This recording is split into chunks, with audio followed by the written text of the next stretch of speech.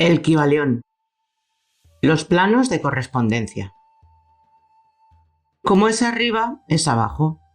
Como es abajo, es arriba. El Kybalión. El segundo gran principio hermético encierra la verdad de que existe entre los diversos planos de manifestación de la vida y del ser una armonía, concordancia y correspondencia. Esta verdad lo es porque todo cuanto hay en el universo emanó de la misma fuente, y las mismas leyes, principios y características se aplican a cada unidad o combinación de unidades de actividad, conforme cada una manifiesta su propio fenómeno en su propio plano.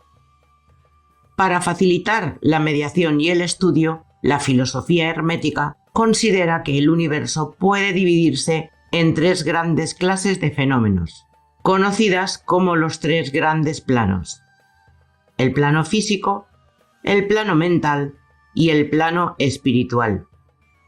Estas divisiones son más o menos artificiales y arbitrarias, porque la verdad es que las tres divisiones no son más que grados ascendentes en la escala de la vida, siendo el punto más bajo la materia indiferenciada y el más elevado el del espíritu.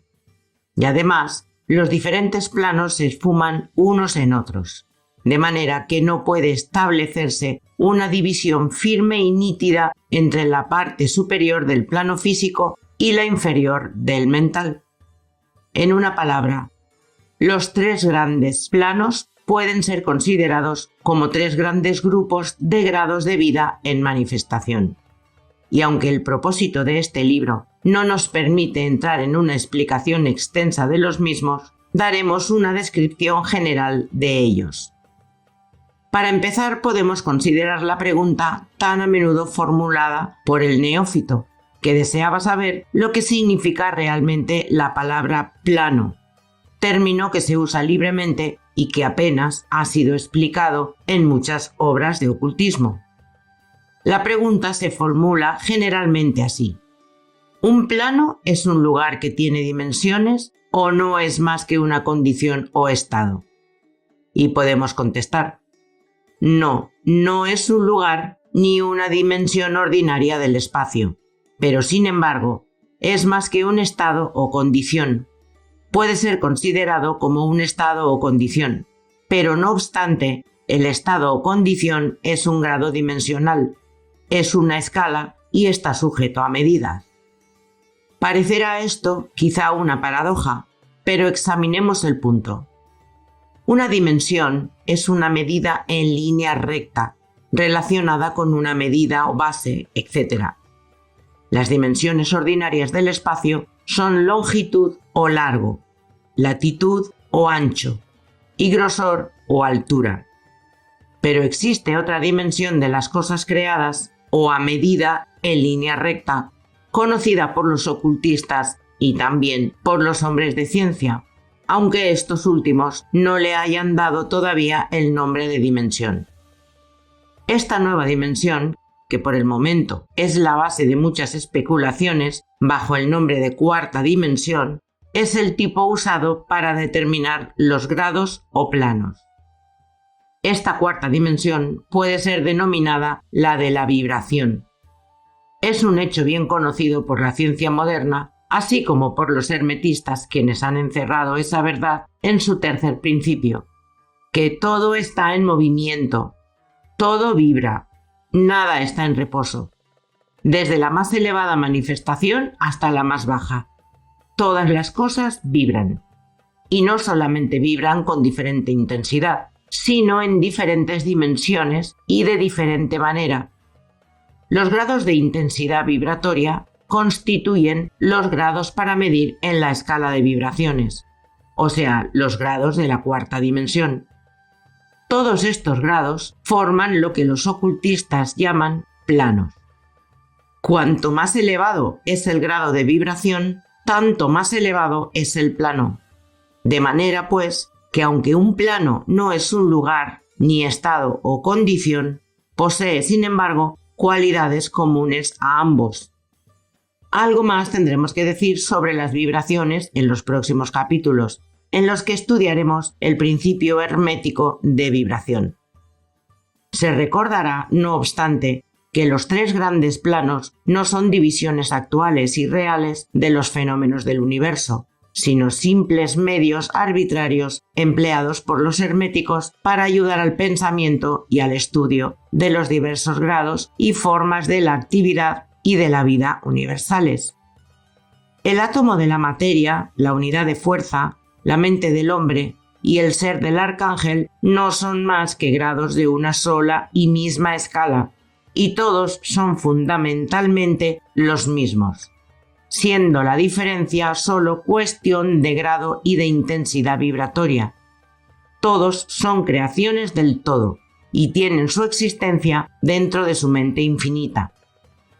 Los herméticos subdividen cada uno de estos 3 grandes planos en 7 planos menores y cada uno de estos en 7 subplanos, siendo estas divisiones más o menos arbitrarias, esfumándose unas en otras, pero han sido adoptadas por conveniencias del estudio científico. Pasando del gran plano mental al gran plano espiritual, ¿qué es lo que podríamos decir? ¿Cómo podríamos explicar esos elevados estados del ser, de la vida y de la mentalidad a mentes que son todavía incapaces de comprender las subdivisiones más elevadas del plano de la mente humana? Esa tarea es imposible. Solo podemos hablar en términos generales. ¿Cómo podría describirse la luz a un hombre que haya nacido ciego? ¿Cómo explicar el azúcar a quien nunca ha probado algo dulce? ¿Cómo hablar de armonía a un sordo? Todo lo que podemos decir es que los 7 planos menores del gran plano espiritual comprenden seres tan superiores al hombre actual como este último es superior al gusano, o quizá a formas aún inferiores. La vida de esos seres trasciende tanto a la nuestra que ni siquiera podemos pensar en los detalles de las mismas. Su mente es tan elevada que por ellos nosotros apenas si pensamos, y nuestros procesos mentales les parecen puros procesos materiales. La materia que forma sus cuerpos es del plano más elevado, y algunos se dicen que están envueltos por pura energía. ¿Qué es lo que podría decirse sobre tales seres? En los 7 planos menores del gran plano espiritual existen seres de quienes hablamos como ángeles, arcángeles o semidioses. En los planos menores inferiores viven aquellos a quienes damos el nombre de maestros y adeptos. Sobre ellos están las grandes jerarquías de huestes angélicas inconcebibles para el hombre, y sobre ellas están los que sin irrelevancia alguna podrían llamarse dioses, pues su grado de elevación en la escala es tan alto, tan grande su poder e inteligencia, que sobrepasan a todas las concepciones que el hombre se ha formado sobre la deidad. Estos hombres están de todo cuanto se pueda imaginar, siendo la palabra divino la única que se les podría aplicar. Muchos de esos seres, incluso las huestes angelicales, tienen sumo interés por las cosas del universo y desempeñan un papel importantísimo en sus procesos. Esas invisibles divinidades y auxiliares angélicas ejercen su influencia libremente y poderosamente en la obra de la evolución y del progreso cósmico. Su intervención ocasional y auxilio directo en los asuntos humanos han dado origen a muchas leyendas, creencias, religiones y tradiciones de las razas pasadas y actuales. Han superpuesto su conocimiento y su poder sobre el mundo una y otra vez. Todo bajo la ley del todo, por supuesto. Pero sin embargo, aun esos elevadísimos seres existen meramente como creaciones de la mente del todo y están sujetos a los procesos cósmicos y a las leyes universales. Son todavía mortales.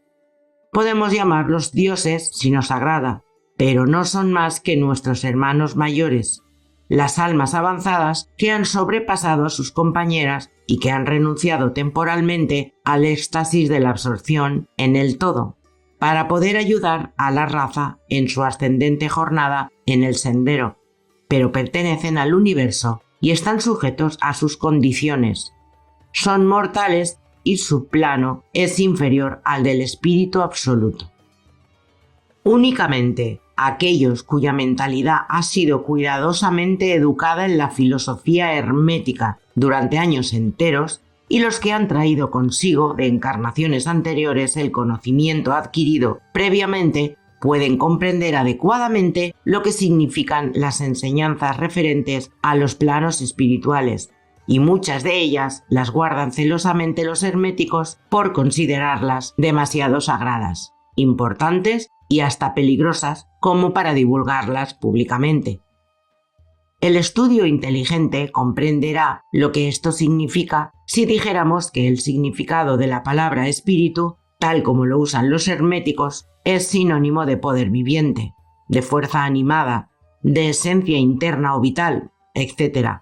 Significación que no debe confundirse con lo que generalmente se atribuye al término en cuestión: religioso, eclesiástico, espiritual, etéreo, santo, etc. El ocultista emplea la palabra espíritu en el sentido de principio animador, lo que le lleva consigo la idea de poder, de energía viviente, de fuerza mística, etc. El ocultista sabe muy bien que lo que él conoce como poder espiritual puede ser empleado con fines buenos o malos, de acuerdo con el principio de polaridad, hecho que ha sido reconocido por la mayoría de las religiones en sus concepciones de Satanás, Belcebú, el diablo, Lucifer, ángeles caídos, etc. Por esta razón, el conocimiento referente a esos planos ha sido mantenido en el secreto en el santuario de los santuarios de todas las fraternidades esotéricas y órdenes ocultas. Ha sido guardado en la más secreta cámara del templo. Pero, y esto podemos decirlo, los que han alcanzado grandes poderes espirituales y los han empleado mal, se han creado un destino terrible y la oscilación del péndulo del ritmo inevitablemente los lleva al otro extremo de la existencia material, desde cuyo punto tendrán que volver nuevamente a hacer el mismo camino a lo largo de las múltiples espirales del sendero, pero siempre tendrán como castigo el recuerdo vibrante de las cumbres donde cayeron debido a su mal obrar. Las leyendas sobre los ángeles caídos tienen una base real, como saben todos los ocultistas. La lucha interesada por el poder en los planos espirituales inevitablemente produce que el alma egoísta pierda su equilibrio espiritual y caiga tan abajo como había ascendido. Pero aún a estas almas se les presenta la oportunidad de volver sobre sus pasos y hacen la jornada de vuelta pagando la extrema penalidad, de acuerdo con la invariable ley. Para concluir, recordamos que de acuerdo con el principio de correspondencia que encierra la verdad de que, como es arriba, es abajo, como es abajo, es arriba, todos los 7 principios herméticos están en plena operación en los diversos planos: físico, mental y espiritual. El principio de la sustancia mental se aplica, por supuesto, a todos los planos, porque todos están en la mente del todo. El principio de correspondencia se manifiesta en todos, porque existe analogía, acuerdo, correspondencia y concordancia entre los varios planos. El principio de vibración se manifiesta también en todos los planos, pues las diferenciales que los dividen son consecuencia de la vibración, como ya hemos explicado. El principio de polaridad se manifiesta en cada plano, siendo los extremos o polos aparentemente opuestos y contradictorios. El principio del ritmo se manifiesta en cada plano, con flujo y reflujo, ascenso y descenso, ingreso y egreso. El principio de causa y efecto se manifiesta en cada plano, teniendo todo efecto su causa y toda causa su efecto. El principio de género se manifiesta en cada plano, estando siempre expresada la energía creadora y operando mediante los aspectos masculino y femenino. Como es arriba es abajo, como es abajo es arriba.